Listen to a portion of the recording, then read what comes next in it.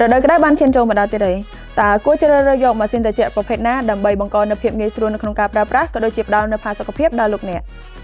ជំរាបសួរស្ដីអតិថិជនទាំងអស់គ្នាជួបជាមួយនឹងនាងខ្ញុំរីណាម្ដងទៀតហើយនៅក្នុងវីដេអូនេះនាងខ្ញុំនឹងមកធ្វើការបង្ហាញលោកអ្នកអំពីម៉ាស៊ីនត្រជាក់ម៉ាក Panasonic Series XU-AKH ដែលជាប្រភេទម៉ាស៊ីនត្រជាក់ស៊េរីថ្មីដែលបំពាក់មកជាមួយនឹងបច្ចេកវិទ្យាទំនើបជាច្រើនដូចជា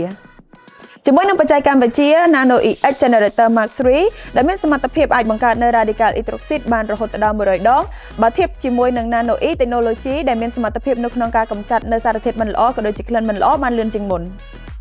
មុខងារ Inside Cleaning ជាមុខងារលាងសម្អាតដោយខ្លួនឯងដែលការពារមិនឲ្យល្អងធូលីក៏ដូចជាសារធាតុមិនល្អតោងជាប់ជាមួយនឹងកញ្ច្រែងម៉ាស៊ីនត្រជាក់ហើយវាក៏អាចកាត់បន្ថយនៅសំណើមនៅលើកញ្ច្រែងរបស់ម៉ាស៊ីនត្រជាក់ដែលមានប្រសិទ្ធភាពនៅក្នុងការកម្ចាត់មេរោគបាក់តេរីក៏ដូចជាផ្សិតបានផងដែរមុខងារ Humidity Sensor and Dry Mode ជាមុខងារគ្រប់គ្រងសំណើមនៅក្នុងបន្ទប់ដើម្បីកាត់បន្ថយនិងកែតម្រូវសំណើមឲ្យនៅក្រោម 55% កម្ចាត់សំណើមដែលលើសការពារមិនឲ្យត្រជាក់ខ្លាំងចំពោះបច្ចេកវិទ្យា Nano EG នៅក្នុងម៉ាស៊ីនត្រជាក់មួយប្រភេទនេះក៏មិនខុសពីម៉ាស៊ីនត្រជាក់ Panasonic ប្រភេទមុនដែរដែលមានសមត្ថភាពនៅក្នុងការកម្ចាត់ល្អងធូលីដែលមានទំហំតូចស្មើនឹង PM2.5 បានរហូតដល់ 99%ម៉ាស៊ីនត្រជាក់ស៊េរីថ្មីនេះបំពាក់មកជាមួយនឹងបច្ចេកវិទ្យា Inverter AI Eco ដែលផ្ដល់នូវភាពត្រជាក់ប្រកបដោយផាសុកភាពនិងការសន្សំសំចៃភ្លើងប្រកបដោយភាពឆ្លាតវៃ